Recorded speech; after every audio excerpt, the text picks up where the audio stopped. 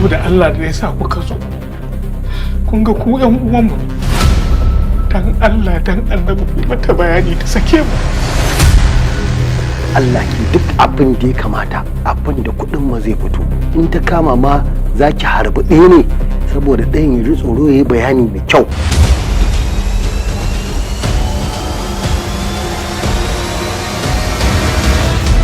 Rambuna ne ya rawa, ki kalli abin kamar mutum ne ce attajiri mai arziki kuma basaraki, kuma ya waye gari babu wannan sarauta kuma babu wannan kuɗin.